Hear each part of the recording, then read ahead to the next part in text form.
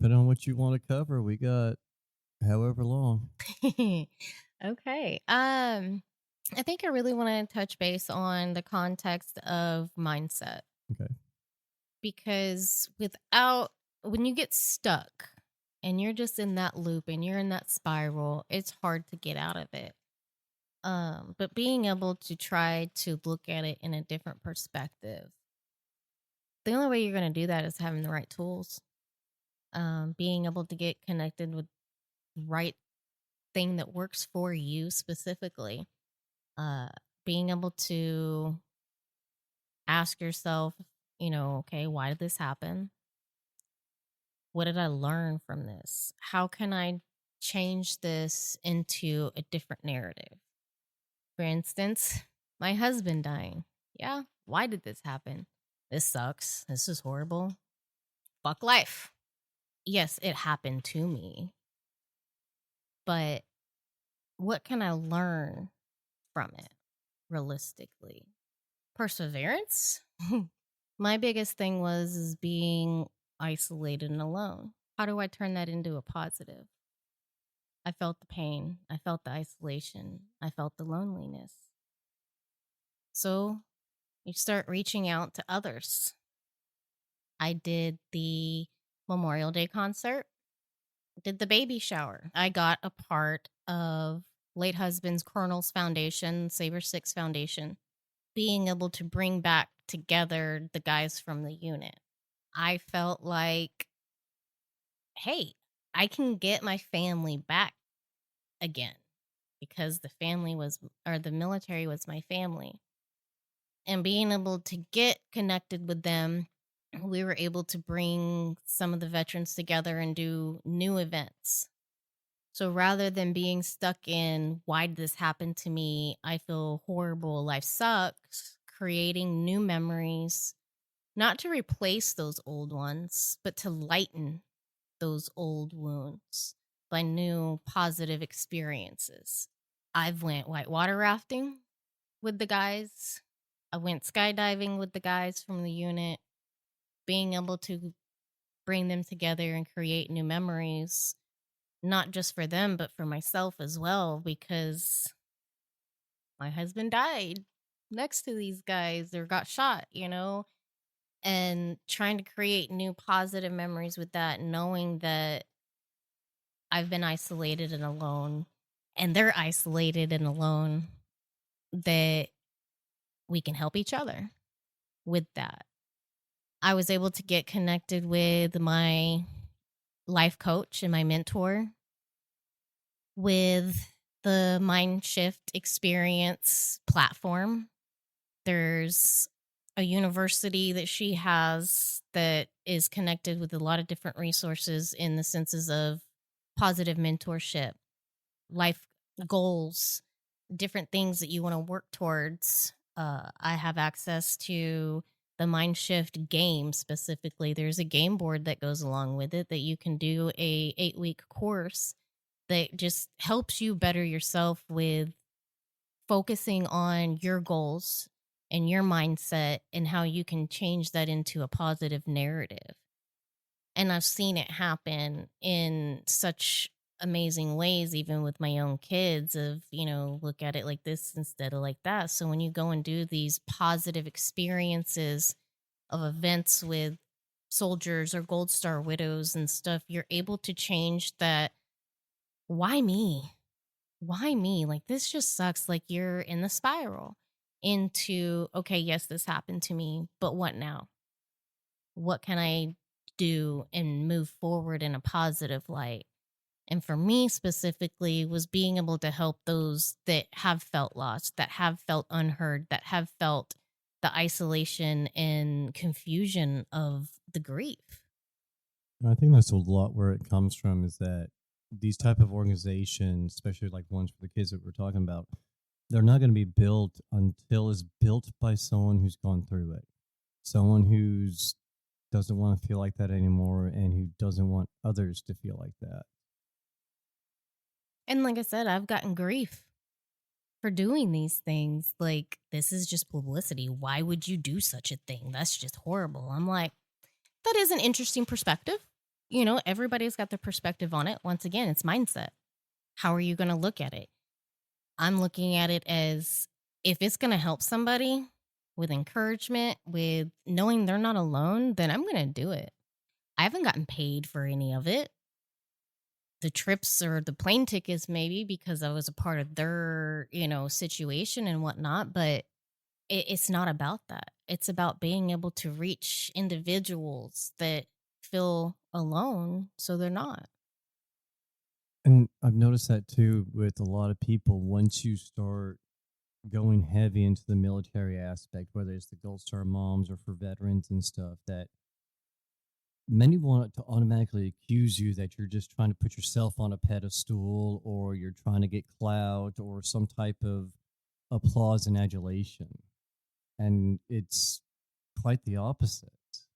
It is. And with having that stereotype on it, and it's been that stereotype for a long time, once again, changing that mindset of, that's not realistically what's going on here. You're finding a sense of belonging, community, understanding. And so, if people that haven't been through it don't get it, so they're going to judge what they do not understand, sadly. And I think that's why it is important tremendously to tell the stories. Because if you don't tell the stories, then the stories are forgotten and the sacrifices are forgotten. And it's not just that soldier.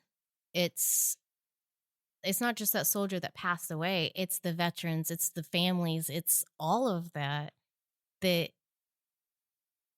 we even feel guilty as it is. Mm-hmm. Like, you want to sit there and give us a guilt trip of different things of sorts of, or you get to go on this trip, or you get to go and do this, and you get to go do that. And it's like, have you been the one that sits there and deals with all the first year anniversaries, second year, 10-year? It's almost like they're going, you get to go on all these trips. Okay, well, why? Why do I? My answer to that is, when you have a 2-year-old going, why can't I see my daddy? Why can't I see my angel daddy? Well, he's in heaven. Why can't he visit me with a tall ladder? When you can understand that pain and that sorrow and ask yourself, why do you go on these trips? To find community, To find healing. to find understanding, to change that mindset of why me to gratitude. And for anyone that wants to grieve that kind of stuff, I mean, the pain that a Gold Star spouse goes through, let alone a veteran who's, severely injured in combat, we don't wish that on anybody. That's pain you can't describe or explain, and I don't want people to feel that way. It's a very hard thing. It is. I've actually had a couple situations where shortly after my late husband's passing, when I had went back to Germany, a group of us were all hanging out, and one of the guys got triggered from the spotlight because it kept going off and on, almost like a hypnosis type of thing, perhaps with your brain. And I got pulled into the bushes, and they were pokey bushes, and I had no shoes on. Mm. But you gonna tell that person to snap out of it? You being crazy right now? Like, what's your deal? Like, no, you go along with it in a safely manner. And at that time, I was completely 100% safe. But he's like, they're gonna see us. The enemy is gonna see us. They're gonna see us. We have to get further back. We have to get further back. You're not gonna see that trauma. Mm-hmm. It's not an arm. It's not a leg. It's not something you physically see, but it's there. And that wound is not going to heal until you're able to be around people that get it, that you don't feel, for lack of better words, crazy Mm-hmm. for going through that. I had to reassure him, like, hey, we're okay, we're safe, we're good. And he fell apart emotionally, survivor's guilt, because he wasn't there at that particular time when my husband was shot, because he was going through his own things medically and this and that. And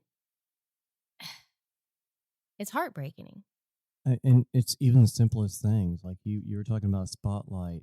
Think about pyrotechnics at a concert. A car backfiring. My own daughter will not put her wall back to the wall or the door. My own daughter will, both of them really, even myself, we don't put ourselves in that position. Did we serve? No. But those contexts are drilled into us because of our lifestyles that we've It's experienced. blood over. Yeah.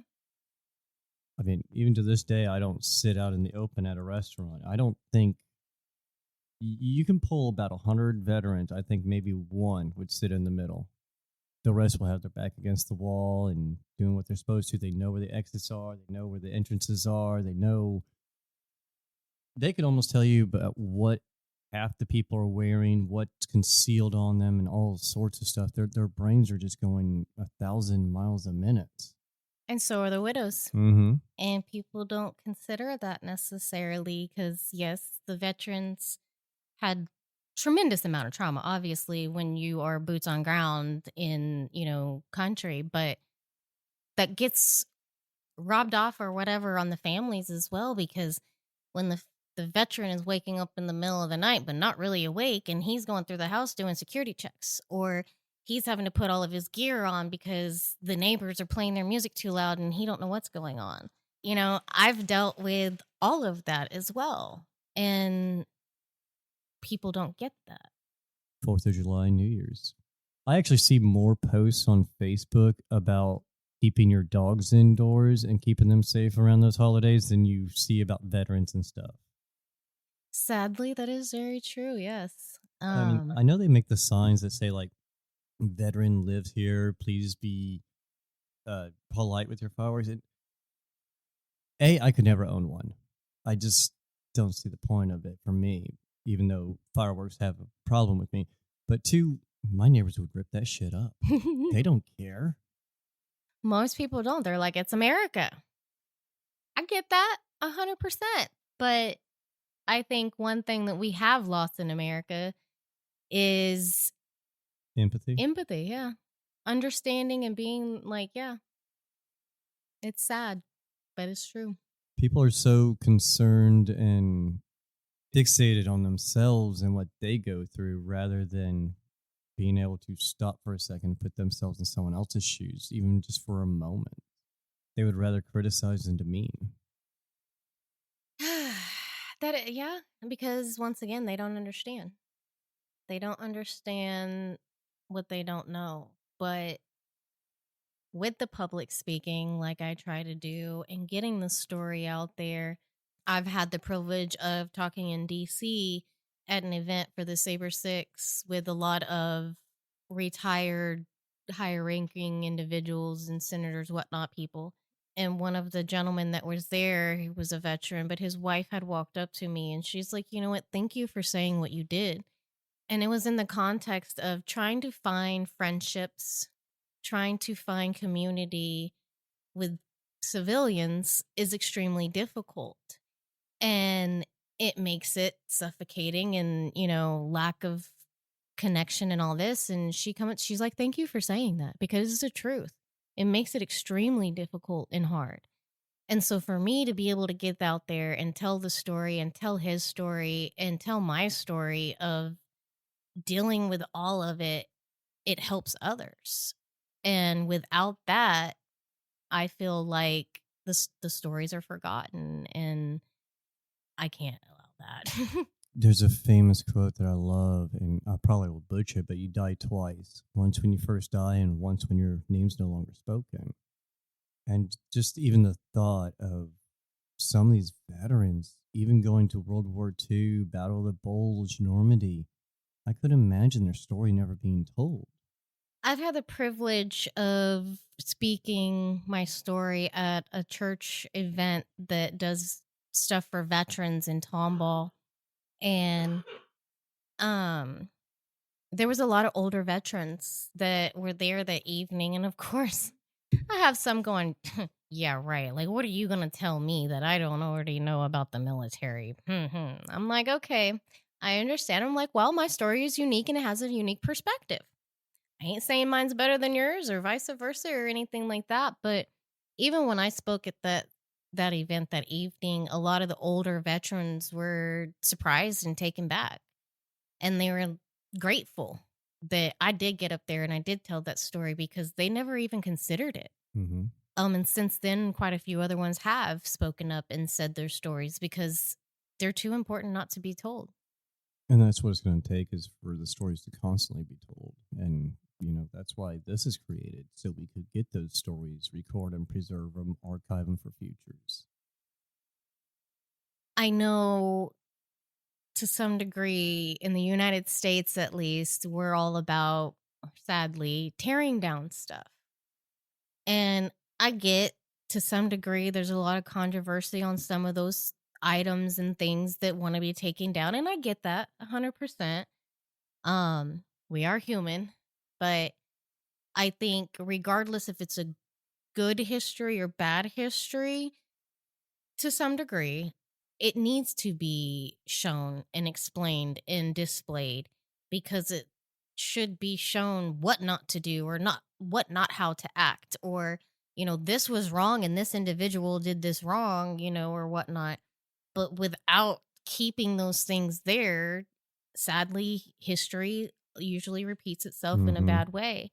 um and so without telling these stories and without getting them out there, they're going to be forgotten and things end up, potentially, happening again. But with the stories being told and being out there, there's more support for it. So it's not forgotten. And that's what there needs to be, is more support all around. More understanding, more compassion. I tell my kids all the time, especially when they were little, trying to prevent them from being bullies, obviously. Don't go to school and sit there and be hateful to somebody. They might not be the nicest kid, or, they might be hateful or this or that, but you have no idea what is going on at home.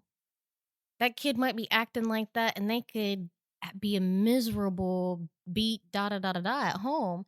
And so I try to even teach my kids to be better than that, to have sympathy, to have empathy, because you don't know what somebody's going through. And why should that be any different for a child than it is for an adult?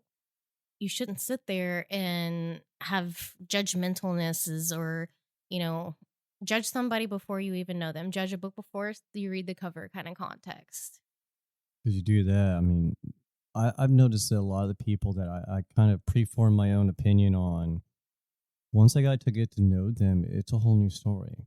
Now, there's like two or three that, yeah, fuck them, but it's a whole new story. And, like you were saying, doing that with your kids, and that's what we're trying with mine, is get him on a soccer team. He's a special needs kid alone, but his best friend is another special needs kid. And, he looks at the world so differently. And it's such an amazing thing, but it's also frustrating. Well, and that goes to show it. What we're discussing and talking about is not necessarily specifically just for veterans and Gold Star families and first responders, because realistically, when you're talking about dealing with life challenges, regardless if that's a loss or trauma of different kinds, you have to find your community. And so, like, even for your son being special needs, he found that one friend, and that one friend just so happens to, have the special needs as well. Same with my daughter. Her best friend at first, they're completely polar opposites. But her dad was a veteran growing up and stuff like that, and they didn't necessarily have the best situations. And so my daughter and her hit it off, and they've been best friends for 4 years now. You got to have that understanding. Mm-hmm. And as we've been just hammering out, the world lacks it. America lacks a lot of the understanding, the empathy that we need to be a better country, in a way. Care about others. I mean, I've been thankful in different scenarios, like trying to change my tire and I couldn't get it off. I've been in car accidents and I have physical damage. So I have bulging disc, herniated disc, deteriorating discs in my neck and in my lower back and so forth. So trying to change a tire, I'm independent to some degree, and I'm going to do it all my possible self if I can. I'm going to stand on the jack and everything. But, when you got somebody that, lives next door or down the street, thankfully, I was like, hey, can you come help me? So my neighbor next to me right now, on both sides of me, have been amazing when it comes to having community because I'm isolated. My neighbor, her husband is a firefighter. And so her and me will sit there and talk about even the challenges for her because she's got two small kids. And so that dynamic of, we've had some deep conversations because she's like, you lost your husband because of this and that. She's like, I could lose my husband, and it's like, how do you go about doing that? She's like, I only go to like a few different stores because my husband takes care of everything. And not that, like, I mean, they're a very cute relationship, but like, I'm like, dude, I'm gonna have to open your horizon a little more or whatever because, like, you gotta be able to do different stuff. But once again, I can't do it all either. So I'm like having to ask for help. Like, hey, somebody can come help me change my tire, please. Asking for help is not easy, but being able to have that community where you feel comfortable and safe to do so makes a difference. Hmm.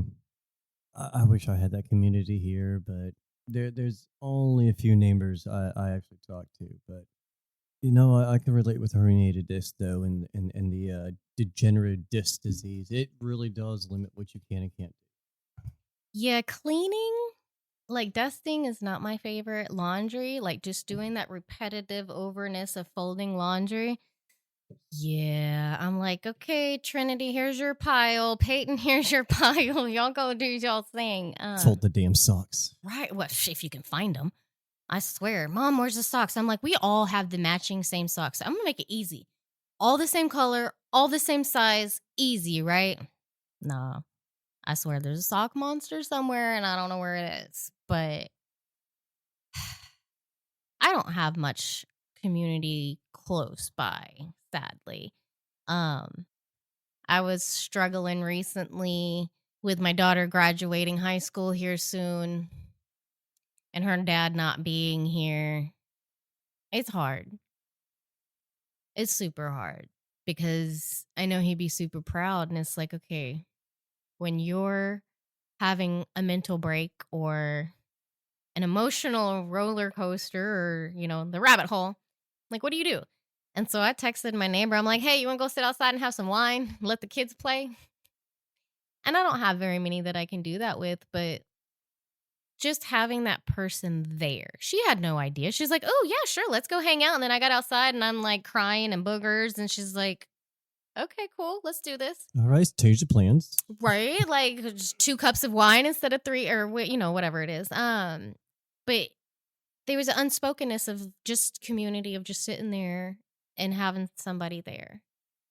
And I went a long time without that for the most part, but feeling comfortable enough that you can do so. Being able to work through your trauma and your issues and this and that, to being able to do that hasn't been easy. Well, even once you find that community, it's like you said during the trips for the gold stars. You find the community, it's still going to take you time to open up, time to break down those walls, let them sink just a little. In my experience, you have to go through a couple of trips first before you can really like let loose and let that and take that deep breath. I've also learned that through the counseling that I do through the VA center specifically, most people don't quite think about this, but you can do a timeline of life events. They can be traumatic, they can be awesome, just different events throughout your life.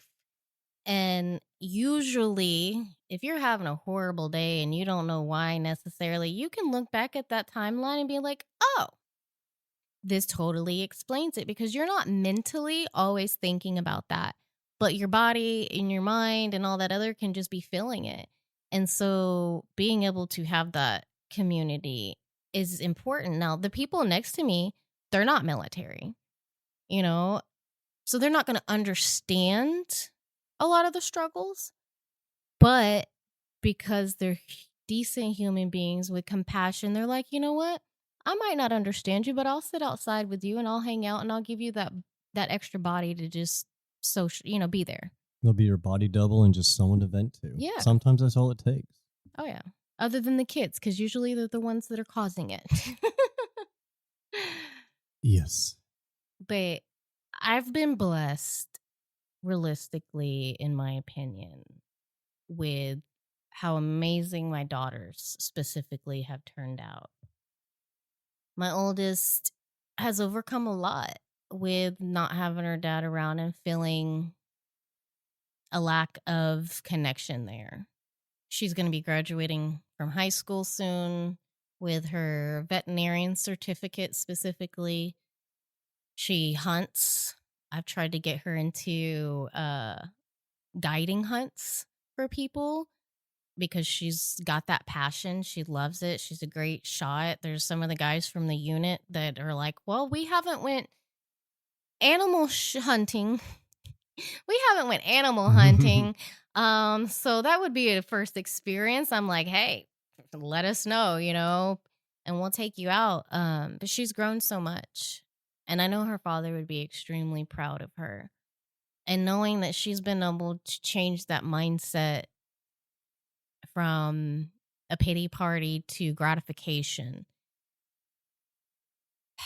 makes everything worth it, of the BS that I've went through and the struggles that I've went through and what I've overcome, because I see that she's turned out to be amazing. She's bossy. She's very, very, very particular on things, in the senses of if things are not run correctly, it aggravates her. In the work field, you show up early, you do what you got to do, and you just take care of business. And she's like, what's up with all these civilians not showing up and doing their job? I'm like, yeah, you understand the frustration of it now, don't you? But she's just been amazing. Absolutely. In every way. She's actually going to be going on her first trip with the foundation, Travis Manion. Well, I can't say she's actually going. She might be going on a trip with the Travis Manion Foundation, which is going to be the first time that she's ever done anything whatsoever with a military thing by herself without mommy forcing her to go, let alone without mommy being there, because she's very attached. That's a new chapter. That's a new feeling even for me. Like, yes, she's 18, but she started driving. That's a new experience. Like, the amount of anxiety of, okay, I'm not in control. I'm not there. What if something happens?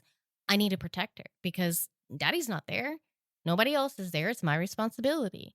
And so it's a new chapter for me. It's a new chapter for her. But seeing that gives me such a sense of amazement, because she's been able to overcome one of the greatest sorrows, hurtfulness, pains, questioning self-worth on a lot of levels.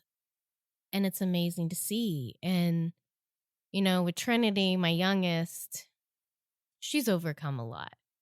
I kicked her dad out, bad relationship for years. And he went downhill even more after I kicked him out.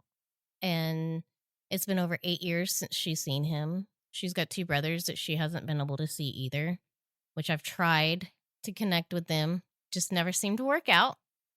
Even for my youngest, she sits here and she questions her self-worth. Like, why doesn't anybody care? Like, Peyton, my oldest, her dad's dead. She doesn't have a choice. Like, it's final, With Trinity, it's like, where's the choice? He chooses not to, which, in all honesty, is the best thing. But that plays a mental role on everybody, And it's like Trinity sits here and questions her self-worth because of it, and trying to get her to realize that it's not her. It's his own issues, But when it's your kids, you don't want them to ever feel like that. And so I've seen a change in them with me doing the public speaking and me going out and helping and being there for others. I go back to that thing of teaching my kids not to be hateful to others, right? So Trinity likes to call her teachers out of, well, you're making her cry or making her upset, and that's not okay. So I'm going to proceed to go tell the principal on you. I'm like, Trinity, you're putting a target on your back. She's like, yeah, mama, but you taught me. Why would it be any different for me to sit there and be hateful to that child rather than the teacher? It's a second standard or, whatnot. And I'm like, yeah, but there's a different line to some of it. She's like, why? I shouldn't be disrespected just because I'm a kid. And I'm like, okay. I've taught them to be extremely headstrong. And that's amazing. It really is, especially in this world. But you also see the pain that they see because from my experience from war. Her dad dealt with Trinity's dad dealt with some stuff and this and that due to being in the military, but all of that falls back on the families a lot of times. And so being able to see the kids thrive because I made the choice to change the narrative. I made the choice to change my mindset into a positive manner and it has affected them in a positive manner. And it's amazing to see them blossom. I mean, it'd be so easy to not change the mindset, to get into that depressive spiral, to follow drugs, to become an alcoholic and just go downhill. But to go into it to where you do change your mindset, you change your life, you change the lives of your children, given all the adversity, the grief, the other bullshit that comes with it, for the lack of better terms, it says something. And I think it also shows that when we were talking about our kids or our lifeline, I think that's one of the best decisions you can make is to focus on your children and to push them. I don't never met Chris, never talked to Chris, but I don't see any way that he could not be more proud of your kids, let alone you. I know before Chris deployed, he was all about my pregnant belly. Before we knew what we were having, obviously, but he was all about excited about being a daddy. He's a very country outdoorsy person. And so when it come to his daughter, I wanted to make him proud. I wanted to be there for his guys like he was. I wanted to be there and make him proud with his daughter and his family. And my in laws in Nebraska are absolutely amazing. And love that I do the public speaking because they don't want their son's name forgotten. They don't want the story forgotten. They love that their granddaughter has been into hunting and living that lifestyle like he did. And he would be extremely proud. And I can say that he would be proud of me on a few different levels. And one, I'm going to toot my own horn, is when my daughter started dating, the gentleman had to come to the door and knock on the door and shake my hand and tell me his name. And for the longest time, Peyton's like, I'm never going to date. And I'm like, if the dude don't know his name, then you don't need to. And so thankfully she's been able to have an amazing mindset in that department where the gentleman that she has been seeing brings her flowers, not just because of dates, but you had a bad day at work because you had to deal with the dog situation that you had to put down or this or that. I'm going to bring you flowers or I'm going to go and get you coffee or I'm going to always opens the car doors and closes the car doors and brought me even for my birthday recently and Mother's Day recently, flowers, birthday card. And she's like, no, this is what I expect of him. And I made it very clear. And I know her dad would be absolutely ecstatic by that because she's not going to allow somebody to just halfway do it. And you shouldn't. No. And who said chivalry was dead? I know, right? I got a 17-year-old boy dating my daughter. Mind you, she's 18, so she's a little bit of a, going after the younger ones, but he would be proud that she has a backbone. A little too much sometimes. But to not let somebody just walk all over her and treat her like crap, he would be proud of that. He would be proud of knowing that I don't care how big they are, mama's gonna go. And I've told him too, I'm like, I don't care how big you are, boo, because I'm short and whatnot, and I'm like, I'll still drop you one way or another. or I find somebody. I was about to say, it sounds like your family all knows how to hunt or use a weapon in some capacity, and given the accuracy that you have been explaining, I wouldn't know. And that's funny. My neighbor, putting things on Facebook and this and that. He's all like, I wouldn't want to break into your house. I'm like, yeah, no. My daughter has named her machete, and his name is Michelle, and that is her favorite machete. The fact that you said favorite machete almost implies that there's more than one. Oh, she's got a lot of knives. She's got a lot of knives. K-bar knife that she takes usually hunting. I mean, most of them are in that sense, but she's got a couple of belt buckles. We've done clay shooting competitions. I was so bruised. My shoulder was so black and blue, and I was holding it tight, okay? But like the whole problem with the discs and damage, totally excused 100%. Uh she's had some good times, and she's got a lot of stuff to show for it. And her dad went hunting and stuff like that, and he would absolutely love that she's doing all that and she can take care of herself. I'm like, you don't need to depend on AAA on the side of the road, okay? I'm like, growing up in Nebraska, you're on a gravel road and stuff like that. I'm like, no, you got to change your own tire, sweetheart, because you don't know what kind of individual may be coming around too. And so she's always got a knife on her too. I mean, I got one on me right now, but yeah. like, I got right? one. I know, but people are like, that's just weird. I'm like, no, that's not weird. That's defense. Right? Even my youngest, she's like, Mom, can I have a knife, or can I have mace, or this or that? And I'm like, it's extremely tempting, but I'm like, no. How about you just not go all the way to the park? I mean, unfortunately, in today's society, we have registered sex offenders that live in our community. One of them looks like Santa Claus, Lord help us. But damn it, Santa. right, I always tell the kids, don't go to the candy van. I don't care, just don't. If you don't have no windows, and it's no candy van. But they're very self-aware. They're very, I mean, other than when she's dressed, she's like, which way are we going? I'm like, you're not paying attention to the direction. I'm like, really? We live a block away. I'm like, I question you sometimes, but I love how self-aware they are and how they can stand their ground. And in today's society, they have to be able to do that. You have to have a strong mindset, and, but then again, they've seen me crying on the bathroom floor, boogers draining down, like horrible. And I'm like, that's okay though. Mm-hmm. I'm like, it is okay to sit there and fall apart and hate everything. You process that, you pull that, and you go through that, let it out, and then pull yourself together and move on.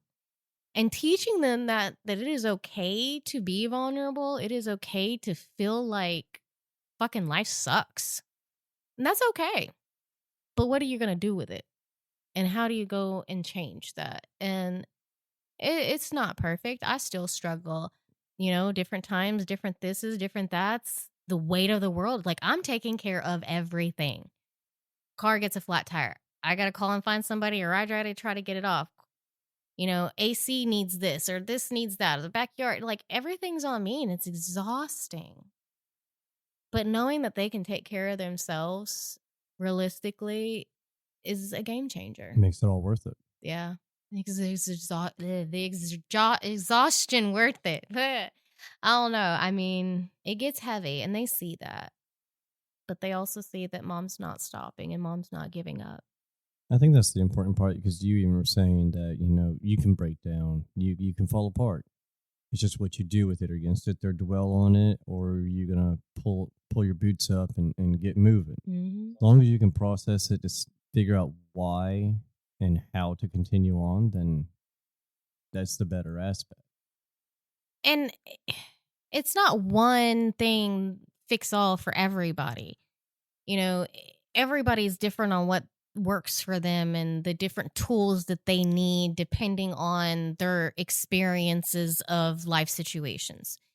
For me, I went skydiving when I turned 35. Yeah. A couple years ago, first time, went skydiving. Now, my late husband's airborne infantry. A lot of the guys, which they're family to me and they always have been, they're like, you ain't gonna jump. You're too scared. I'm like, hold my beer. Bitch, watch me. 100%. And they didn't think I was gonna do it, and I've done it twice since then. I think it's unfair that the skydiver gets the full face shield though, because I get the air, and I'm like, I can't breathe. They're like, scream. I'm like, how can I scream if I don't have air? Doesn't make sense. But and then I've done white water rafting. I went on a 5-day off grid in the back of Idaho trip for myself. I mean, I offered for, my oldest to go with me at the time, and she's like, no, I don't want to. Just don't leave me an orphan. I'm like, love you too, babe. But she didn't hear from me at one point when I went on this trip because you lose communication to signal. And I told the individuals, it was not military, but it was a widow organization that I got connected with. Amazing outfit. They have connections everywhere. They're awesome. Can't think of the name. But It'll come to you in a minute. yes. I told the guy, I'm like, hey, can I use your sat phone to let my kid know that I'm okay? And I think they kind of, once again, not really understanding the trauma and this and that. They're like, I don't know. I started to shut down emotionally at that point. And finally, when he allowed me to use the sat phone, my daughter's response was, nice to know you're not dead. Like, love you too. But during that time where she didn't hear from me, we always joke that you should have seen a woman to find bin Laden years ago, right? So my daughter sits here and had found everything under the sun about these two individuals that owned the company and that was on the trip and where they lived and what their phone numbers were and da da da da da da da. She's like, I was gonna find you one way or another. And I'm like, the trauma goes deep, like people don't get that. And yeah. And me and you can brush that off because, I mean, we're very well acquainted with the dark humor that comes with all this. But yeah, most civilians would be like, "What the fuck?" No, that's normal. That's actually kind of good. They're hmm processing. At least you know I'm safe. I mean, when you have that, let alone like when she built the her own little grave when she was little, like a lot of people are like, wait, that's not normal. Actually, depending on your life circumstances and your experiences, that actually is very normal because to her, she knows that that's just her dad's in the grave. You go to visit the grave, you put stuff on the grave, you put flowers on the grave. Like there's no other ands if and buts. Like the doctor to seriously sit there and go, why did you ever tell your daughter about her dad dying? Like, so when she goes to school and fathers show up or daughter dances and this and that, she's just going to be like, oh, okay, no, no, no. Like, no, she's got to understand that. And she's known that from day one. Now, who's shown up for the father daughter dances? I have. And they've been in beautiful dresses. The looks I get are amazing sometimes, very interesting. Because once again, they don't get it. But I've had to excuse my daughter, my youngest, out of all of the Memorial Day events or the different quote unquote military holidays at school. She couldn't sit through them. It was too difficult. She'd start falling apart and crying.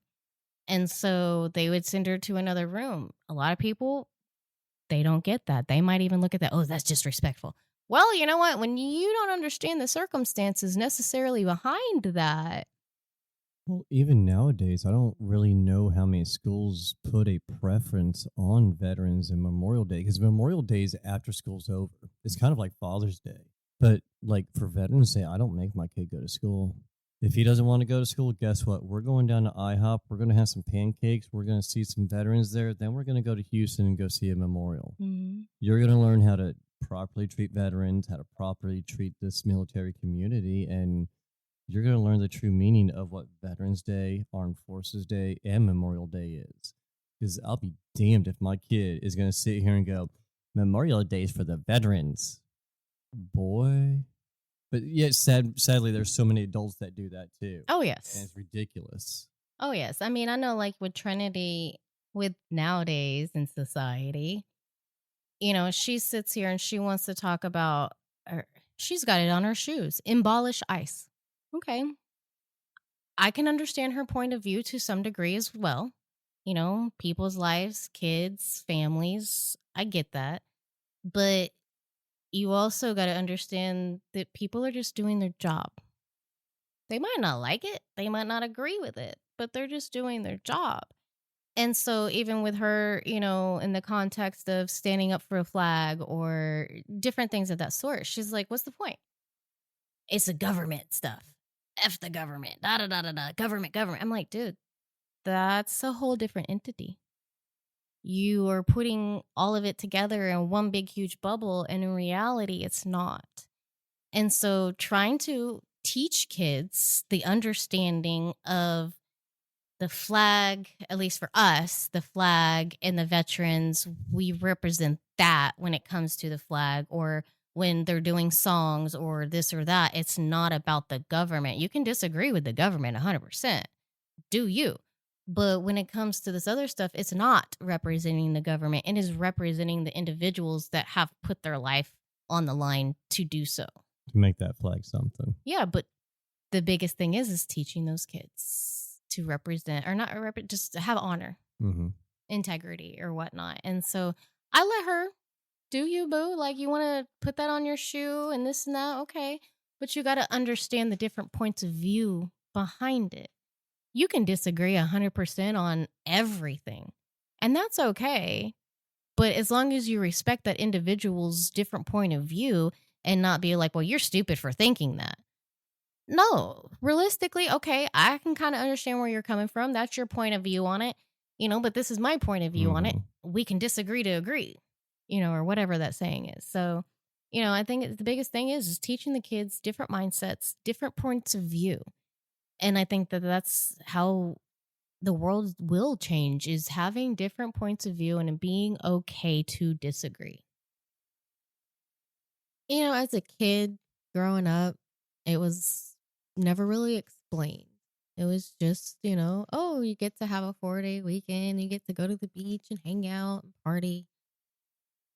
But obviously, as life situations have happened, it definitely has a different meaning. And so when you see car sales or different sales anywhere, it's very frustrating and aggravating, because it's a slap in the face to some degree, in all honesty. Rather than doing a sale, how about you donate that percentages to, a good cause of different sorts for, veterans or family members of the fallen, because it's Memorial Day, or something to clean the memorials, perhaps, like, just help out in that sense, rather than it's just a big party weekend. I think it's not explained enough and taught.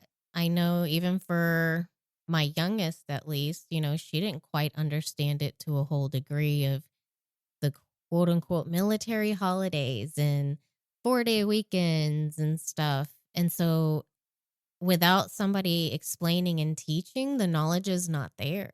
We live it every single day of our lives, though. So to her, it's just like, well, what's the difference? Like, I don't understand. But it's frustrating. I'm so tired of seeing Chevy sales. Come on down for the Memorial Day sale. And it's just like, that's not what this is for. Like, how can I be happy driving around in a brand new truck when it's a day that we're supposed to be reflecting on something completely different? I mean, I look at those sales and sometimes I'm like, yeah, that'd be nice. But I mean, realistically, once again, it's I don't even know. It's like just disrespectful to a whole degree, in my opinion. I mean, I get it. You want to bring in people and you want to sell cars or sell this or sell that, or, have just more traffic for your business. But where's the true meaning of it? Like, what are you really doing and where are you really going with it? Are you making actual impact in a positive way on Memorial Day, like these veterans that have lost their lives have done? Or are you just smearing it? I mean, anyone can really slap an American flag in the background and go, we're patriotic. But, this is the sales and the barbecues and the 4-day. Yes, while they're nice, it really sucks the actual true meaning away. I remember doing barbecues in Germany with the guys and the families and stuff. And I get it. There's happiness there. There's joyfulness there when you're getting people together and you're barbecuing and you're doing food and you're laughing and you're this and you're that. But are you really understanding the meaning behind it? It's been lost. And for me, as a gold star, It makes me feel like it lessens the context of the loss of the veteran or the soldier um, on that day. And it just, I don't know, it just stings. I mean, yeah, as long as you're getting together for the barbecues for the right reasons, I get that. But if you're just doing it to do it, or want to get that new barbecue because it's on sale at Walmart for Memorial Day, it kind of just again, it seems to take the point away. It does because once again, like people don't look at it as a time of remembrance. They look at it as a time to just party or relax or, I don't even know. It's just, It's a holiday. I mean, and to call it a holiday is different because when you use the word holiday, you think of stuff like, St. Patty's Day, Halloween, Christmas, and those are all supposed to be joyous times. And not saying Memorial Day is not supposed to be joyous, but it's supposed to be almost in a somber way, a certain type and aspect of reflection and respect. I know our schools where we're at, thankfully, do, once again, I'm about to say celebrate because I don't know necessarily, but recognize for Memorial Day. And they've done things for Veterans Day and this and that as well because they're teaching and they're telling them about it and they're explaining it to them. And for my oldest, for Peyton, it was hard for her to do a lot of those events. So she was excused because she was sitting in the, room and area and just crying her eyes out. But she understood that meaning. And so it gets lost in society with the sales and the discounts and the brand new shiny this is and that when people don't consider that and think about it and are taught about it. I mean, there's grown people that don't quite understand the meanings behind it and they say thank you or they mean well, but sometimes ignorance is not bliss. I'm sorry for your loss. My condolences. I'm so sick of hearing those. Do you really mean it? Like, how can you be sorry for something you have no clue about? But you're so strong. You're so strong. How did you do it? Because I have to. What choice did I have? And then you have these national events that happen, Memorial Day, so forth, and you have them putting cells up. It's just so obnoxious. Like, I don't even know. It's just obnoxious. Now, and I'll admit, though, during those times, there are some groups and some people that do some really amazing things. Wreaths across of America. I know this weekend, a lot of places are doing the boots and flags in the cemeteries and stuff, but sadly, it shouldn't just be limited to those aspects.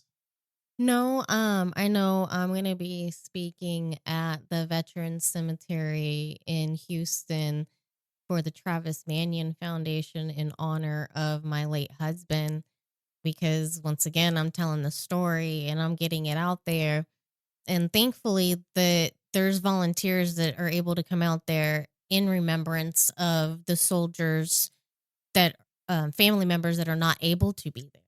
And so you have people that are volunteering, you have people that are caring about that. And I think that should definitely be more of the focus on those particular times and being taught about it. And I think a lot of like the Wreaths across America and stuff, those are mostly all volunteer, aren't they? Like, even putting them out, and because I've seen not advertisements, but calls for action to help set them out before. So in my opinion, sometimes AI can be a good thing in the senses of suggestions on, say, social media.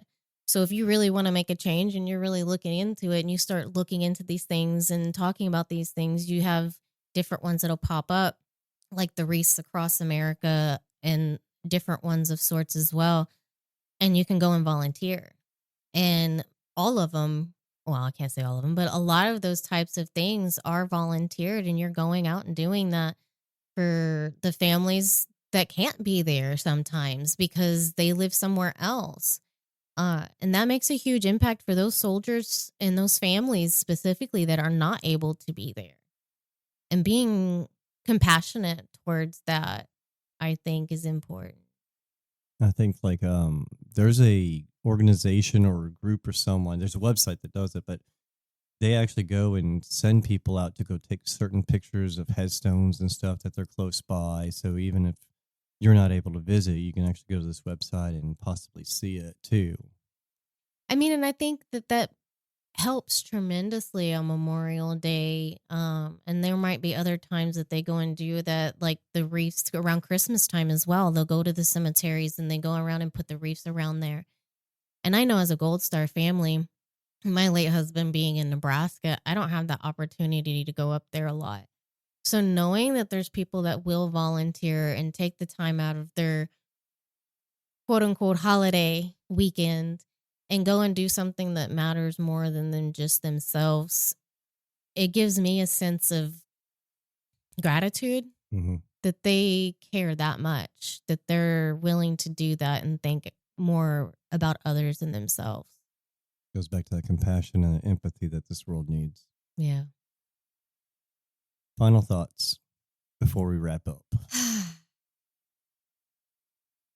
You know, going through a lot, you have a different perspective on life. And with that, you see a lot of the ups and downs, and you can get stuck in those downs. And I've been through hell and back in a sense. And anybody can do it with the right tools and the right mindset. I mean, all it is being able to have the right tools and the want to. Don't stay stuck. Don't stay stuck in your pain and your trauma and feeling like you have nowhere to go and you're the only one and nobody gets you. Because there are people that do get you in some sense of some way. They might not be locally, and that sucks. But realistically, being able to have that person that you can call, being like, it's 2 o'clock in the morning, 3 o'clock in the morning, or, whatever it may be, can change your whole life with the right positive mindset specifically, because you have to change that. Well, why did this happen to me? This is just horrible. Like, I'm going to be like Eeyore and just like, woe is me. And yeah, you got to go through that. But to push yourself through that, to see that there's light on the other side, and it's not easy. And it's a daily practice that I do every day myself. But your life can be a lot better. And your traumas and your life situations that you've went through can become easier. All righty. Well, thank you so much for joining today and doing this. Thank you for telling your story and Chris's story. It's been a very eventful afternoon. Yes, it has, but it's definitely amazing opportunity to be able to do it because once again, without telling the story, which the soldier story and the veteran story are all important, but it also impacts the family and how it has affected myself and my daughter. But seeing that there's light on the other side of that is definitely inspiring. And even just one person hearing this, it could change their life because, like you said, they could be in that little downhill spiral. They could be in that pit of depression and whatnot. And just hearing that you went through something like this and are coming out the other side better, stronger, your kids are doing great and everything, it might help them to understand and realize that. Sometimes it just takes one person. I mean, realistically, that's all it does take is just that one person that cares enough to reach out and understand. It's all word of mouth a lot of times when it comes to the military stuff. So, that's the only way you're going to figure it out. All right. Well, I want to be able to see you back on the episodes or on the show and be able to hopefully one day be able to answer any questions people have, things that we don't really think about from our side. Bet you a civilian could have a lot of questions. Even a veteran could have a lot of questions about what either one of us have been through and how to handle it and stuff, or just even give them a little bit more insight. Yeah, definitely. I think that would be amazing because there's so much more to the story in itself, my story, your story, other widow stories that need to be said and talked about. And I think that would be extremely amazing opportunity to help out others. All right, we'll make it happen. All right, sounds good. All right, thank you. So I'll carry you